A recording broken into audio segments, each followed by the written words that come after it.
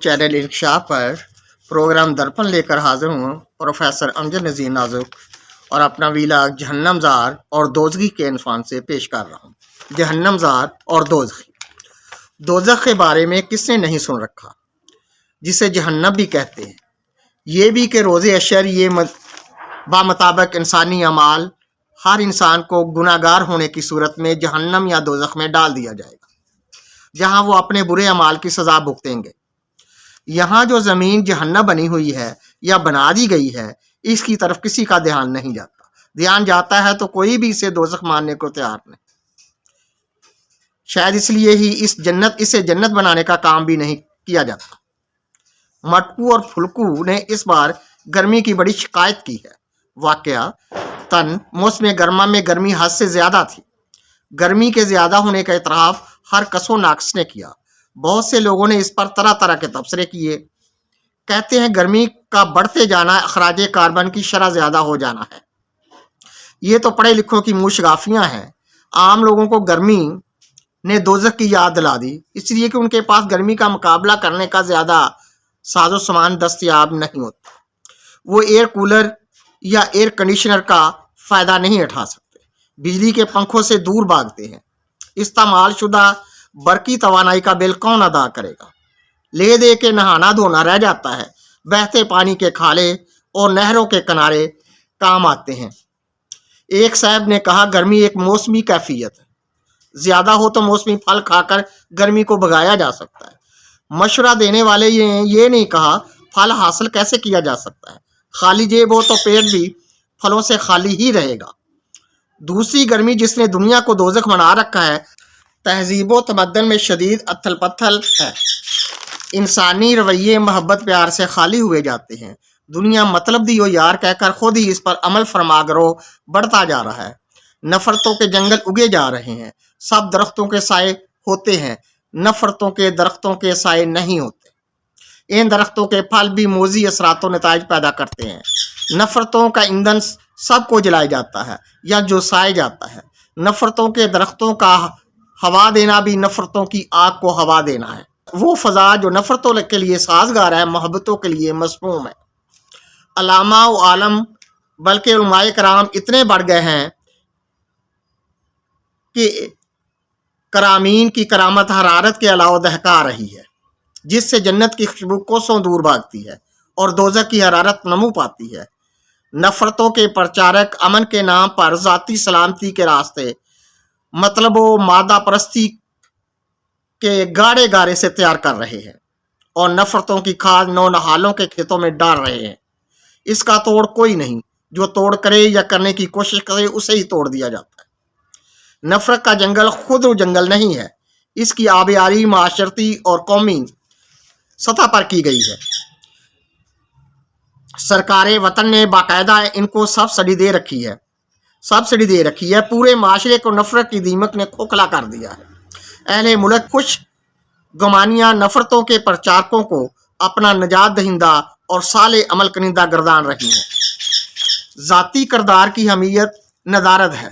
जगराफियाई और इलाकाई अहमियत पर भरोसा किया जा रहा है। सब इस मंतक को कबूल किए हुए हैं।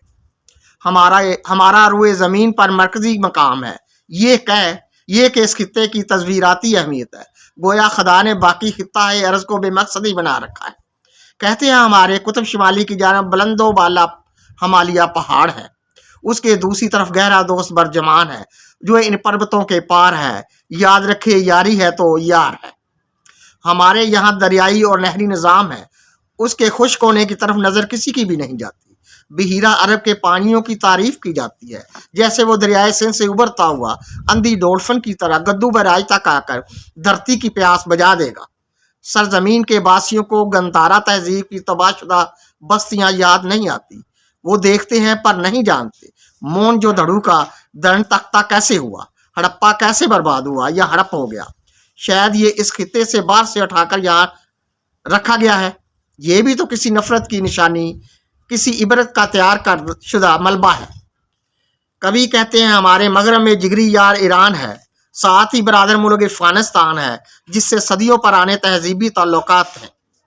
ये भूल जाते हैं इस खित्ते को रूंधने वाले, लूटने वाले افغانستان کے راستے انہی راستوں سے خطہ پاک اور متعلقات میں داخل ہوئے تھے، حملہ آور ہوئے تھے، وارد ہوئے تھے۔ ہندوستان پر غوریوں اور لودھیوں نے یہ لغار کی، یہاں کا حلیہ سکندر اعظم نے بھی بگاڑا۔ بتاؤ یہاں کے رہنے والوں نے اس کا کیا بگاڑا تھا؟ یہاں کے اہل دانش کا کہنا ہے کوئی بحری اور بری راستہ یہاں سے پہلو بجا کر رواں نہیں رکھا جا سکتا۔ یہ بھول جاتے ہیں ہر وہ راستہ جو رواں دواں ہے وہ پیروں سے مسلے جانے کا دکھ بھی جھیلتا ہے۔ پھر شرق الاوسط اور وسطی ریاستوں سے تعلقات کو اجاگر کیا جاتا ہے، اپنا آپ اجاگر کرنے کے لیے کچھ نہیں کیا جاتا۔ یہ نہیں سوچتے قافلے جس راستے پر چلتے ہیں پتھروں کو کچلتے جاتے ہیں۔ پتھروں کی طرح رہنا نفرتوں سے ساتھ ٹکرانا ہے، نفرتوں کا ٹکڑے ہونا مشکل ہے، مقدس پتھروں کو ہی ریزہ ریزہ ہونا ہے۔ یہ پوتر پتھر ہمارے کس کام کے جن کو ہم اپنے لیے قابل فخر سمجھتے ہیں؟ اگر ہمارے کام قابل فخر نہیں، بحیثیت معاشرہ کے فرد اور عالمی نظام کے حصے کے یا راستے پر رہنے کے، جبکہ ہم اپنے راستے سنوارنے کی فرصت رکھتے ہیں نہ تمنا رکھتے ہیں، ایسی صورت میں یہ بادل نہیں چھٹ سکتے، نہ مسموم سائے غائب ہو سکتے ہیں۔ دوسروں پر انحصار کب تک؟ جب تک ہم میں باہمی یکجائی نہیں۔ کیا بھارت اور چین میں سرحدی تنازعات نہیں ہیں؟ پھر بھی ان میں تجارتی تعلقات ہیں۔ ہمارے یہاں غیر ملکی مہمان آ جائے تو سڑکوں اور چوراہوں پر پتھروں کی بارش ہوتی ہے۔ اس بارش سے ہم اپنے گناہ دھوتے ہیں یا گناہ بڑھاتے ہیں؟ یہ سوچنے کی بات ہے اور پھر اصلاح کی ضرورت ہے۔ یہ بھی تو ہو سکتا ہے کہ قدرت ہی ہمیں سنسار ہمارے ہاتھوں سے کروا رہی ہو۔ مہمان کا استقبال کرنے کی نہ فرصت ہم سمجھتے ہیں نہ ضرورت۔ آنسو گیس کی دھونی دے کر اسیب بگانے کے لیے لاٹھی چارج کرتے ہیں۔ کیا قوم کو نہیں معلوم مہمانداری اور میزبانی کا تقاضا کیا ہے؟ کیا دو طرفہ استقبال کے لیے کھڑا ہونا لازمی اور ضروری ہے یا کنٹینر لگانا اور لگوانے کے لیے جلسہ جلوس کرنا ضروری ہے؟ ایسے مواقع پر جب مہمان تشریف لائے تو پھولوں کے ہار اور گلدستے پیش کرنے کا وقت ہوتا ہے یا سڑکیں بند کرنے کا؟ تہذیبی ورثہ نفرت کا ہم مہمانوں کے لیے بھی محفوظ کر رہے ہیں۔ سڑکوں سے دفعہ دور ہو کر مہمانوں سے دوری اختیار کر کے استقبال سے منہ موڑ کر نفرت کو عالمی بنا رہے ہیں۔ جھوٹ فریب پر مبنی بیانات کے ذریعے حالات کی مصنوعی تصویر پیش کرنی پڑتی ہے۔ ہم کو سوچنا چاہیے، ایسی بدی تصویریں مہمان پسند نہیں کرتے، انہیں اصل اور نقل کا معلوم ہے۔ ان کے سفارت خانے ساتھ کے ساتھ اصلی فوٹو کھینچ کر اپنے بٹوے میں محفوظ کر لیتے ہیں اور بوقت ضرورت دکھلا بھی دیتے ہیں۔ بھلا اس ملک میں سرمایہ کاری کون کرے گا جس ملک کو اپنے سرمایہ کا خطرہ ہو کہ دہشت گرد چٹ کر جائیں گے؟ فصل پکنے سے پہلے نفرت کی تیز ہوا اسے جلسا جائے گی یا اس سے جلس جائے گی تو کوئی بھی ایسے تصویراتی اور اہمیت والے خطے میں سرمایہ کاری نہ کرے گا، نہ ہی فصل بوئے گا۔ وہ اپنا بیج یا سیڈ منی ضائع نہیں کرے گا۔ ہر خرابی کی وجہ بیان کرنے کے لیے ہمارے پاس ایک ہی عذر ہوتا ہے، فلاں دشمن نے ایسے کر دیا، ویسے کر دیا۔ کیا بھیڑوں کو بھیڑیوں سے بچانے کی ذمہ داری گڈریے کی نہیں ہوتی؟ ہم اپنی ذمہ داری سے عہدہ برا نہیں ہو سکتے جب تک دوزخ و جہنم سے نفرت کی آگ بجا کر خطے کو جنت اور باغ و بہار کا ماحول نہ دے لیتے ہیں۔ یہاں پر محنت کش اور مزدور مار دیے جاتے ہیں۔ نفرت انسانی بھی ہے اور لسانی بھی، اسی کا نام لے کر حساب چکا دیا جاتا ہے۔ مزدور پہلے ہی گرمی میں کام کرتے ہیں، آجر کی گرمی، موسمی گرمی، غربت کی گرمی، سب گرمیاں مل کر موسم کو سدا کی گرمی بنا دیتے ہیں۔